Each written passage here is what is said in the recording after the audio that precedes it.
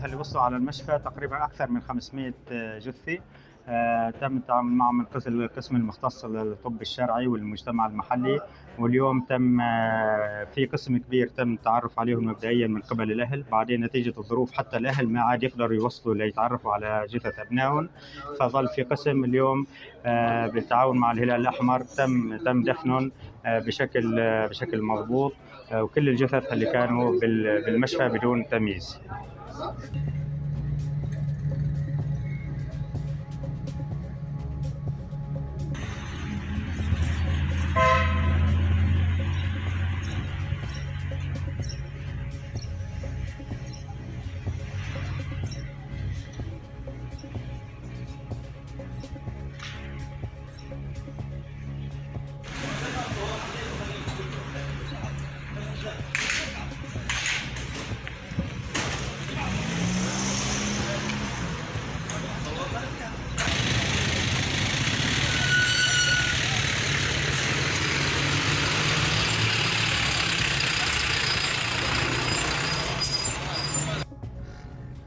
Smoke billowed over the embattled southern Syrian city of Sweida, following nearly a week of bloodshed that has killed more than 300 people.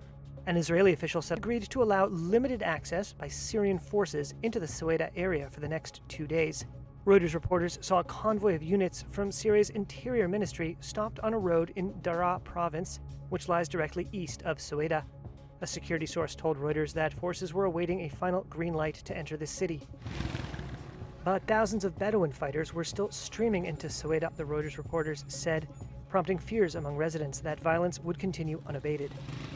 Clashes in Sweida broke out this week between Bedouin groups and members of the Druze minority. Syrian government forces moved in, possibly in an effort to quell the fighting, but were reportedly ambushed by Druze fighters. Israel has pledged to defend the Druze in Syria and launched airstrikes on government forces and the Syrian Defense Ministry in Damascus. Druze living in the Israel-occupied Golan Heights said they wanted more done to protect their community in Syria. We feel very weak because we see our brothers, families, our homes, and people being killed there for no reason. Only because they are Druze, just because they want to preserve their dignity, honor, and land. A Bedouin who fled Sweida told Reuters he'd seen Druze fighters attacking civilians. Reuters has been unable to verify reports of these atrocities, but the United Nations on Friday said it had credible reports of abuses in Sweida, including summary executions and arbitrary killings, kidnappings, destruction of private property, and looting of homes in the southern city of Sweida. As soon as the United States became involved in this conflict, we were able to de-escalate, deconflict. That seems to be continuing. The U.S. intervened to help secure an earlier truce between government forces and Druze fighters. Some clashes are continuing. The UN said it had received reports of ongoing fighting. ونحن نواجه هذا التحدي الجديد. The bloodshed has posed a significant challenge to Syrian leader Ahmed al-Shara. وكرامة شعبنا. Shara, who has worked to establish warmer ties with the U.S., accused Israel of trying to fracture Syria and promised to protect its Druze minority. Hundreds of Bedouin civilians evacuated Syria's predominantly Druze city of Sweida. The exodus is part of a US-backed truce meant to end fighting that has killed hundreds of people, state media and witnesses said. The ceasefire took hold on Sunday as Interior Ministry security forces deployed on Sewaida's outskirts, allowing for the release of hostages and detainees held by the warring sides. A second large group of civilians will be evacuated if the situation remains calm, a Syrian security forces member said. The fighting began a week ago with clashes between Bedouin and Druze fighters. Damascus troops, sent to ease tensions, were drawn into the violence and accused of widespread violations against the Druze. With hundreds reported killed, it has posed a major test for interim President Ahmed al-Shara.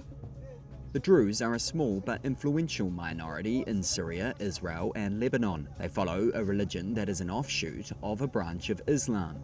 Some ultra-conservative Sunni Muslims deem their beliefs heretical, citing the goal of protecting the Druze and keeping southern Syria demilitarized. Israel attacked government forces last week in the south and struck the defense ministry in Damascus. Washington, which has expressed support for Syria since Sharar met US President Donald Trump in May, said it did not approve of Israel's strikes. US envoy Tom Barrack said on Monday the Syrian government needed to be held accountable.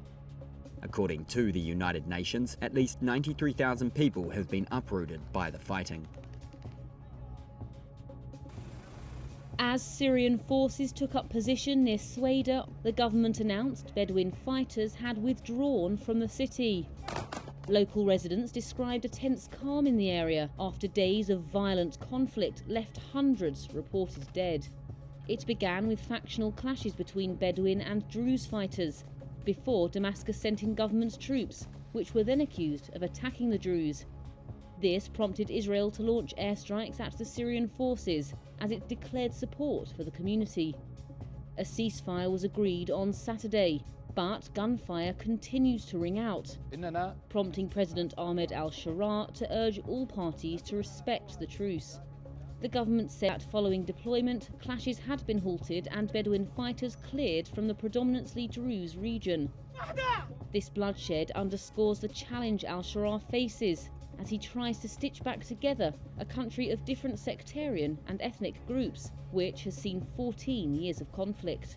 US envoy Tom Barrack said Syria is at a, quote, critical juncture where peace and dialogue must prevail.